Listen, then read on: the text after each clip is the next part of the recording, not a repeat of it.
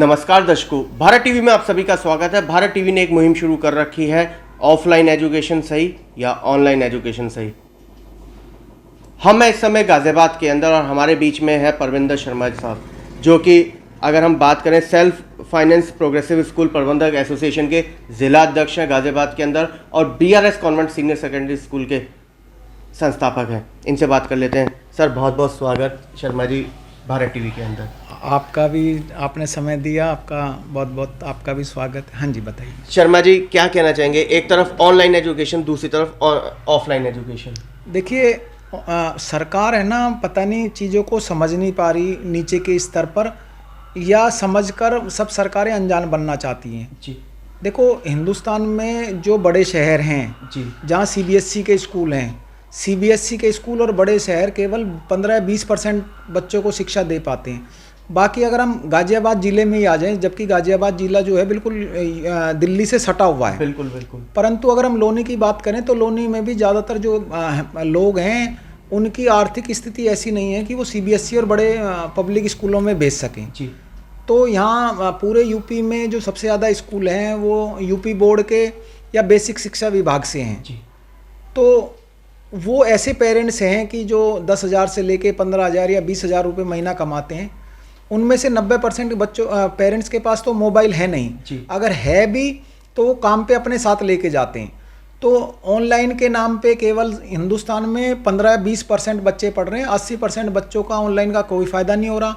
उनके पास इंटरनेट के पैसे नहीं हैं। अगर 2-2, 3-3 बच्चे उनके घरों में मोबाइल की सुविधा नहीं है। लेकिन शर्मा जी, अगर हम बात करें सरकार की, सरकार तो प्रेशराइज कर रही है कि ऑनलाइन एजुकेशन दी जाए। देखो, ऑनलाइन आप कैसे दोगे? अगर आप ऑनलाइन एजुकेशन देना चाहते हो तो पूरे हिंदुस्तान में हर एक बच्चे का जी, चाहे वो सरकारी स्कूल में पढ़ता है, चाहे वो CBSE के स्कूल में पढ़ता है, चाहे स्टेट से किसी भी बोर्ड में बच्चा पढ़ रहा है जी, आपके पास हर एक बच्चे का डाटा होना चाहिए। आप उसको एक स्मार्टफोन अवेलेबल करवाओ, उसको मंथली इंटरनेट दो जी, तभी तो आप पढ़ा पाओगे। क्या सरकार पूरे हिंदुस्तान में हर बच्चे को मोबाइल फ़ोन दे सकती है? कोई सरकार नहीं दे सकती, किसी के पास बजट नहीं है। शर्मा जी, अगर हम ऑनलाइन एजुकेशन की बात करें तो कोरोना काल आया, तभी तो ये ऑनलाइन का प्रेशर बढ़ा। देखिए, खाली प्रेशर पड़ा, पर हमने देखो, हमारे यहाँ क्या है कि हिंदुस्तान में हमने देखा है कि भेड़ चाल ज़्यादा है जी। बाहर भी अगर आप यूरोप के किसी भी कंट्री की स्टडी करें, अमेरिका में देखें या किसी भी जगह की देखें, सब चीज़ें बंद रही पर सबने स्कूल खोल के रखे। क्योंकि अगर आप हिंदुस्तान में भी देखोगे, जो बच्चों का डेथ रेट रहा उसमें कोरोना काल में वो सबसे कम है, और बच्चा सबसे कम सफर रहा। पर पढ़ाई के मामले में बच्चा सबसे ज़्यादा पिछड़ गया। बिल्कुल। जो इस बीमारी से सबसे कम पीड़ित था वो पढ़ाई के रूप में सबसे ज़्यादा पीड़ित है अब, क्योंकि 2 साल से सरकार ने ऐसा माहौल बना दिया, ऐसा डर बैठा दिया, जबकि स्कूल में बच्चा घर से भी ज़्यादा सेफ है जी। हम नहीं कहते कि चलो भाई आपको लगता है कि टच करने से या बात नज़दीक रहने से बैठता, पर स्कूल के पास बड़ी बड़ी जगह है। वो सोशल डिस्टेंस पे जितना स्कूल मेंटेन कर सकता है, आप घर में मेंटेन नहीं कर सकते। घर में एक साथ बैठ के खाना खाते हो, बच्चा हर वक्त घर में नहीं रुक सकता, गली में भी खेलता है। तो स्कूल से बेहतर विकल्प कोई नहीं है। और ऑनलाइन के एक तो सबसे बड़ा डिफेक्ट ये है कि बच्चों ने सब चीज़ें भूल गए हैं जी। अभी पीछे FM पे भी एक प्रोग्राम आ रहा था, तो वहाँ अभिभावकों ने एक मुहिम चालू करी कि स्कूल खोलो, हमें स्कूल में अपने बच्चे भेजने। उसका क्या कारण था कि एक पेरेंट्स रेडियो TV पे फ़ोन करके बोलता है कि और वो दिल्ली के डिप्टी CMs को रिक्वेस्ट करता है कि स्कूल खोल दिए जाएं, क्योंकि मैंने अपने बच्चे का नर्सरी में प्रवेश करवाया था। अब वो फर्स्ट में आ गया है, पर वो बच्चों के साथ सोशल नहीं हो पाया। हम एक उसे फंक्शन में ले गए तो इतनी भीड़ देख के रोने लगा जी। तो खाली ऑनलाइन ऑफलाइन का सबसे बड़ा विषय ये है कि जब बच्चा हमारे पास नर्सरी में आता, प्ले में आता, फर्स्ट में आता, तो वो 6, 7, 8 घंटे उन्हीं एज ग्रुप में रहता है बच्चा, और उनके साथ वो बड़ा कंफर्टेबल रहता है। जब हम बच्चे को घर पे रखेंगे, उन बच्चों के साथ नहीं रखेंगे, तो बड़ा बच्चा कई बार बुली करता है, कई बार पेरेंट्स भी डांटते हैं।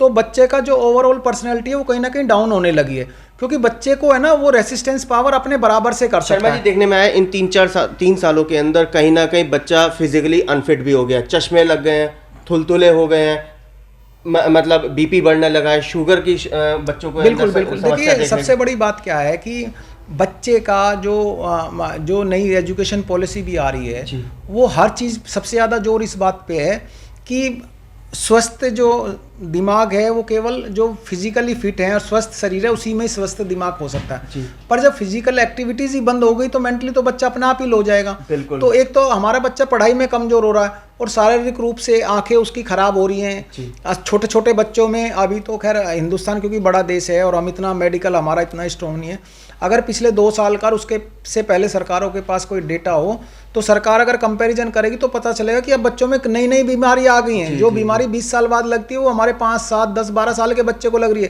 क्योंकि 2 साल से वो खेलने ही नहीं गया। शर्मा जी बच्चों को धमकाते थे कि मोबाइल नहीं देना, अब मजबूरी बन रहा है मोबाइल लो और पढ़ाई करो। देखिए सरकार को किसी भी कीमत पर मोबाइल की education at least teen as per 12, 13, 15, 18 साल तक अलाउ नहीं करनी चाहिए। क्योंकि कहीं ना कहीं देखिए खाली सामाजिक बात नहीं है, कई जो सब्जेक्ट हम नहीं पढ़ना चाहते या किसी एज तक हम बच्चों को नहीं पढ़ाते तो वो चीज़ें भी बच्चा 5th 6th का बच्चा सीखने लगा है तो बच्चा कहीं ना कहीं गलत डायरेक्शन में भी जा रहा है मोबाइल से, क्योंकि उल्टी सीधी कई बार साइट खोल के बैठता तो हमारे बच्चों पे उसका भी गलत प्रभाव पड़ रहा है। अगर आप लोगों ने ये जो फेडरेशन बनाया है सभी स्कूल के प्रबंधक तैयार हैं और इसका बहिष्कार कर हमारे हम तो लगातार, अब मैं आपको लेटर दिखा दूंगा, पिछले 2 वर्षों में हमने डीएम को, उत्तर प्रदेश के सीएम को, डिप्टी सीएम को, इवन प्रधानमंत्री कार्यालय में पत्र लिखा है जी कि स्कूलों को किसी भी हालत में कैसा भी माहौल रहे स्कूल हमेशा फिजिकल रूप से खुलना चाहिए। बच्चे का फिजिकली फिट रहने के लिए, मेंटली फिट रहने के लिए, बच्चों का कैरेक्टर डेवलप करने के लिए, बच्चा बुली ना करे, बाहर कोई बच्चा सेम ग्रुप में बच्चा खेले, बच्चे का जो विकास है वो स्कूल में है। जैसे खाना जरूरी है जीने के लिए, उसी तरह बच्चे का स्कूल में आना जरूरी है, उसके बिना उसका जीवन अधूरा है। शर्मा जी वहीं बात करें इस ऑनलाइन एजुकेशन की, जब से ये कोरोना काल शुरू हुआ नए नए मोबाइल ऐप आ गए एजुकेशन के, चाहे वो बायजूस ऐप हो, JR White कोडिंग हो, फ्लिंटो हो, लूडो के नाम से भी एक क्या नाम है ऑनलाइन एजुकेशन शुरू हुआ है। तो एक तरफ ऑफलाइन डाउन करके ऑनलाइन को ये इस तरीके से बढ़ावा सरकार भी कहीं ना कहीं इन्वॉल्व है। देखिए सरकार का तो मैं कह नहीं सकता कि सरकार का कितना इन्वॉल्वमेंट है, परंतु ये है कि जो बड़े प्लेयर्स हैं जो कम इन्वेस्ट करके ज़्यादा मुनाफा कमाना चाहते हैं, परंतु हिंदुस्तान में बेरोजगारी बहुत ज़्यादा है।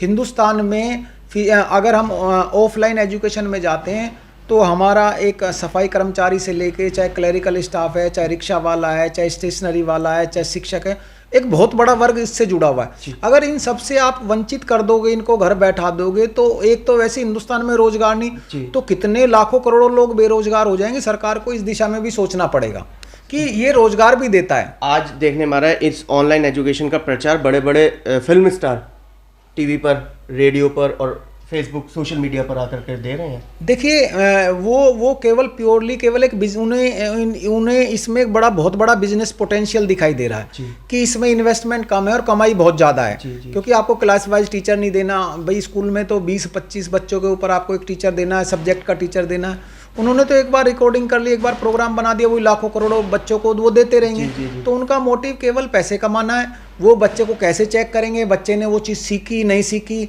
बच्चा कितना सीख के आया, उसको क्रॉस चेक कैसे करोगे, इतने लैकुना है। देखिए ऑनलाइन से कुछ चीज़ें समझ में आती है, ठीक है, एक हायर स्टडी पे जाओ, कोई चीज़ हमें समझ नहीं है, जैसे उसके लिए गूगल भी अवेलेबल है, कोई चीज़ समझ नहीं आती तो खोल लो। पर एजुकेशन जैसे सेक्टर पे तो ऑनलाइन बच्चों के लिए जहर का काम कर रही है। कोडिंग सिखाई जा रही है छोटे छोटे बच्चों को, कोडिंग।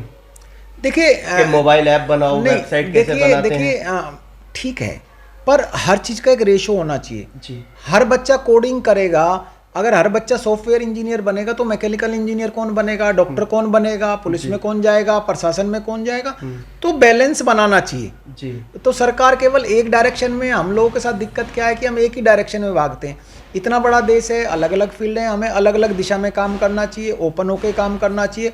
और हर चीज़ देखिए ऑनलाइन से कुछ भी नहीं हो सकता और जब तक आप प्रैक्टिकल नहीं करोगे। आपने को साइंस में पढ़ा दिया, ठीक है, ऑनलाइन आप पढ़ लिया, पर साइंस के आपको प्रैक्टिकल करने उसके लिए तो लैब में आना पड़ेगा। बिल्कुल ठीक बात। उसके बिना आप ऑनलाइन तो प्रैक्टिकल नहीं कर सकते। कौन चेक करेगा आपने कितना साल डाला, आपको लैब तो चाहिए। तो ऑनलाइन कुछ जैसे अभी पीछे क्या हुआ कि आपने अगर दिल्ली यूनिवर्सिटी का देखा होगा, लास्ट ईयर एक दिल्ली यूनिवर्सिटी ने बहुत बड़ा डिसीजन लिया है कि पिछली बार आप 10वीं के और इवन 10वीं के भी छोड़ दो, 12वीं के बच्चों से एक सर्वे करो। उसमें क्या हुआ है, 12वीं में जो अच्छे बच्चे थे वो दिल्ली यूनिवर्सिटी में नहीं, वो दिल्ली से बाहर चले गए जी हैं। जी जिनके पेरेंट्स प्रभावशाली थे या जो कुछ स्कूल वालों ने फेवर किया और कुछ बोर्ड ने अपने बच्चों का फेवर किया, आज दिल्ली यूनिवर्सिटी के नॉर्थ कैंपस में दिल्ली के नाम मात्र के बच्चे सारे केरल बोर्ड के आ गए। वहाँ दुनिया भर के 5000 बच्चों से ऊपर 100% मार्क्स आ गए, क्योंकि ऑनलाइन एग्ज़ाम हुए, स्कूलों ने उस पे कर दिया।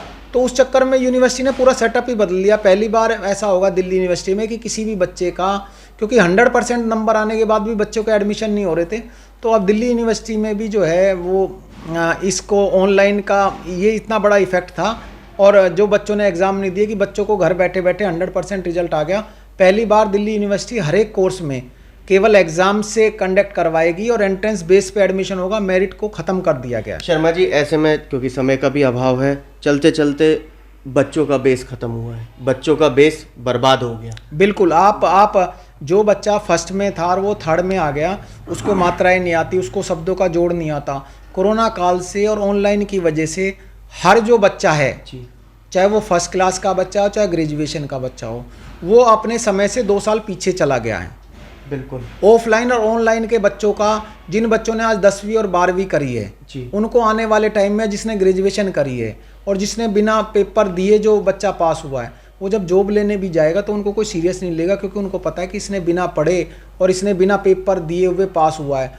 उसका सबसे बड़ा नुकसान ये है कि इसमें जो पढ़ने वाले बच्चे हैं वो ज़्यादा पिस गए हैं। बिल्कुल ठीक बात है। और ना पढ़ने वालों को फ़ायदा मिला, तो अब उसको आइडेंटिफाई करना बड़ा मुश्किल है। ये बच्चे कोरोना काल के और सरकार की गलती की वजह से, जो सरकार ने इतना बड़ा गलती करी है कि स्कूलों को ऑफलाइन कर दिया, मतलब ऑनलाइन रखा और ऑफलाइन स्कूल नहीं खोले गए। सरकार ने मानसिक रूप से और उन बच्चों को 2 साल उन बच्चों के ग्रुप से पीछे भेज दिया है। शर्मा जी, आखिरी सवाल, चौथी लहर के लिए कितना तैयार फिर से? देखिए, मुझे तो जैसे लगता है हिंदुस्तान में, क्योंकि जैसे बराबर चल रहा है, वैक्सीनेशन ऑलमोस्ट 100% हो गया, अब सरकार 12 से 14 साल के लिए है जी, तो लहर चौथी आए 5वीं आए, पर अब ये वायरल बन के रह गया। तो लोगों को डर मिटा देना चाहिए, इस बीमारी के साथ हमें जीना है, परंतु प्रिकॉशन रखनी है। पर किसी भी चीज़ का लॉकडाउन या रोक लेना वो इसका समाधान नहीं है, ना इस तरह के कोई पहले भी जो आया है, इससे नुकसान के अलावा कुछ नहीं हुआ। लोग बर्बाद हो चुके हैं, मिडिल क्लास ख़त्म हो चुकी है, लोअर मिडिल क्लास अपने वापस गांव जा चुकी है। आप किसी भी छोटे छोटे कस्बे कॉलोनी में जाओगे तो सब किराएदार छोड़ छोड़ के गांव चले गए हैं। मतलब लोग बुरी तरह इस कोरोना काल में टूट चुके हैं। एजुकेशन सेक्टर की बात करें, दर्जनों स्कूल बंद हो चुके हैं। बंद की बात अलग है, स्कूल प्लेवे स्कूल तो स्पेशली, प्लेवे तो बिल्कुल ऑलमोस्ट ख़त्म हो चुके हैं। जो सेल्फ फाइनेंस के स्कूल हैं, प्राइवेट स्कूल हैं, पिछले 2 सालों से कई टीचरों ने, क्योंकि स्कूल में फीस नहीं आई, क्योंकि कंसेप्ट ये है कि बच्चा फिजिकली जाएगा तभी हम फीस देंगे, स्कूल में प्रबंधकों ने और अध्यापकों ने इसमें आत्महत्या तक करी है। इतनी बुरी नौबत है। चाहे वो स्टेशनरी वाले की दुकान बंद रही हो, पीछे यमुना विहार में भी एक बड़ी फैमिली थी ड्रेस वाली, 2 साल से यूनिफॉर्म में उनकी नहीं बिकी तो उसने सुसाइड करा। तो इतने बड़ा सेक्टर को बंद कर गए। और कुछ लोगों का तो ऐसा था कि पिछले 1, 2, 3 साल से ही उन्होंने स्कूल खोले, सारा सेटअप उनका लोन पे है, बस लोन पे है, बिल्डिंग लोन पे है। तो सरकार इस दिशा में क्या काम कर रही है? कुछ नहीं, बस उसका तो यह बंद कर दो। तो वो या तो बिक गए हैं या वो बर्बाद हो गए हैं। सरकार से क्या निवेदन?